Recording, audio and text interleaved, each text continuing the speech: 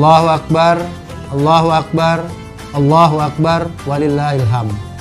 Bulan Ramadan tidaklah berakhir, ia hanya berganti menjadi sebuah pintu kemenangan. Jangan biarkan perjalanan hidup menutup kesucian hati.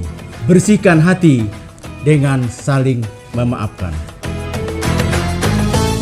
Terus merajut silaturahmi untuk menjadi muslim yang sempurna dan bermanfaat untuk sesama. Ketika tangan tak mampu menjabat, kaki tak dapat melangkah, hanya kata yang terucap. Atas nama pimpinan dan seluruh anggota DPRD Kota Banjarmasin mengucapkan Selamat Idul Fitri 1 Syawal 1444 Hijriah. Minal aizin wal faizin, mohon maaf lahir dan batin.